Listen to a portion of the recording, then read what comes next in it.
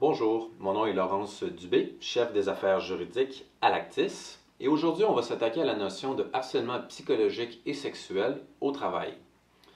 Plus particulièrement, cette capsule a trois principaux objectifs, soit de bien faire comprendre ce que constitue du harcèlement psychologique ou sexuel, d'établir des moyens afin de le prévenir, et finalement de connaître les recours qui s'offrent à vous si vous en êtes victime. Donc avant de rentrer dans les détails, retenez ce qui suit. Tout travailleur ou travailleuse a le droit, et je dis bien le droit, de travailler dans un milieu libre de harcèlement, ce que prévoient d'ailleurs nos conventions collectives télévision, cinéma et nouveaux médias à leur chapitre 5. L'employeur a aussi l'obligation de prévenir le harcèlement et à l'éliminer lorsqu'il est porté à sa connaissance, encore une fois en tout temps. Finalement, là où la technicienne qui occupe la fonction de chef a aussi l'obligation de prévenir toute situation de harcèlement dans son équipe, de le faire cesser lorsque possible et de référer toute problématique à un représentant de la production. Nous y reviendrons un peu plus tard. Tout d'abord, qu'est-ce qu'on entend exactement par harcèlement psychologique et par harcèlement sexuel? Ça a l'air évident dit comme ça parce que dans le langage de tous les jours, harceler quelqu'un, c'est constamment lui lancer des petites flèches ou bien c'est la soumettre à des petites attaques. Mais qu'est-ce que la loi dit en réalité? C'est un petit peu plus complexe que ça. Le harcèlement psychologique, eh bien, c'est tout d'abord une conduite qui est vexatoire, qui se manifeste par des comportements, des paroles ou des gestes qui sont répétés et qui sont hostiles ou non désirés, qui portent atteinte à la dignité ou à l'intégrité psychologique ou physique de la personne et finalement qui rendent le milieu de travail néfaste. Cette définition-là inclut bien évidemment le harcèlement sexuel, mais aussi le harcèlement qui est discriminatoire, c'est-à-dire celui qui est fondé sur la race, la couleur ou l'orientation sexuelle notamment. Finalement, un geste suffisamment grave à lui seul peut être considéré comme du harcèlement. On va donc voir ces 5 notions-là de façon plus détaillée avec des exemples concrets. En premier lieu, qu'est-ce que veut dire une conduite vexatoire? Eh bien, c'est une conduite qui est humiliante, offensante ou abusive pour la personne qui l'a subie, même si les intentions de départ n'étaient pas malicieuses. Par exemple, 2 collègues de travail sont amis depuis longue date. Appelons-les Mathieu et Samuel.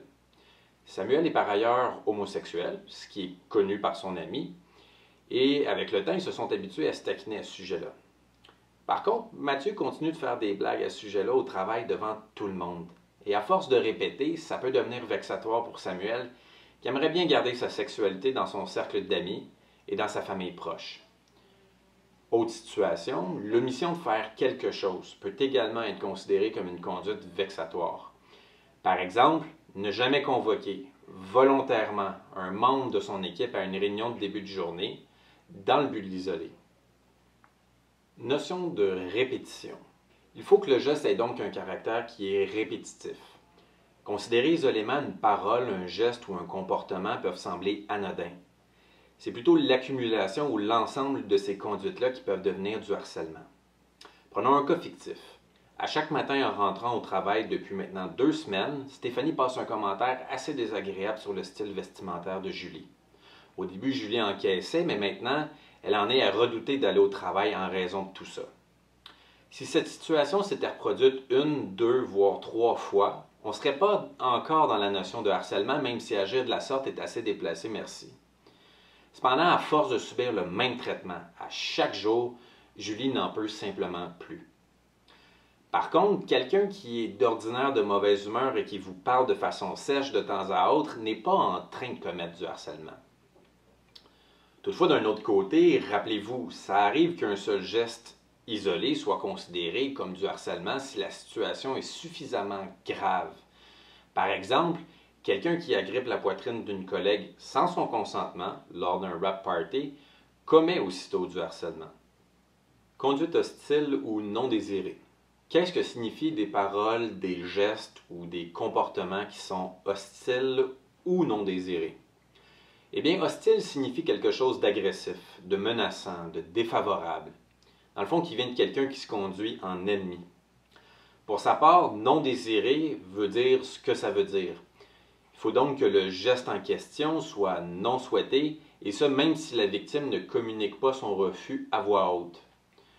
Alors, Quelqu'un qui en profite pour ridiculiser ouvertement votre travail à chaque fois que le réalisateur passe près de vous démontre clairement un comportement qui est à la fois hostile et également non désiré.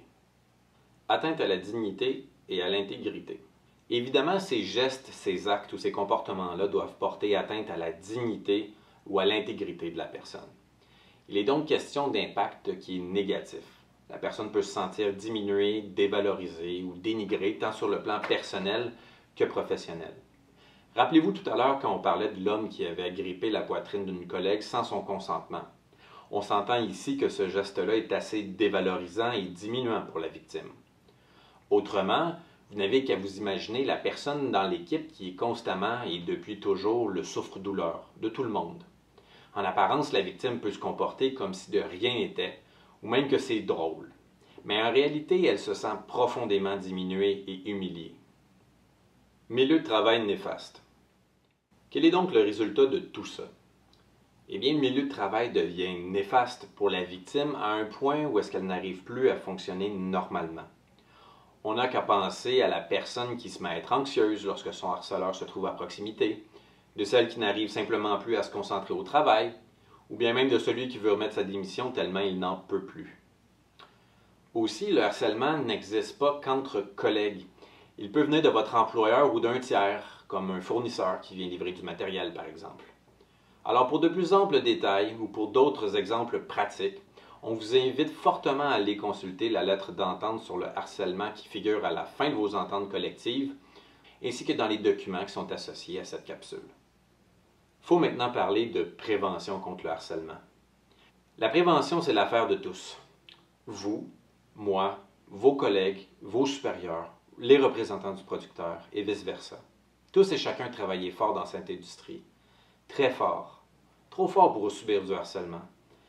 Par contre, c'est à vous, au quotidien, d'essayer de faire votre part et de ne pas hésiter à en faire part, ensemble. Les conséquences que le harcèlement peut avoir dans la vie des gens sont trop grandes pour être passées sous le silence, de le garder pour soi. Alors, lorsque vous êtes témoin de tels gestes et de tels comportements, ne faites pas comme si de rien n'était. Offrez à tout le moins votre soutien à la victime. Parlez-en aux gens envers qui vous avez confiance. La voix de plusieurs peut souvent porter loin, très loin. Donc, comme je l'indiquais, c'est à l'employeur de s'assurer que l'environnement de travail reste exempté de toute situation de harcèlement, et en tout temps. L'employeur doit vous communiquer sa politique sur le harcèlement psychologique.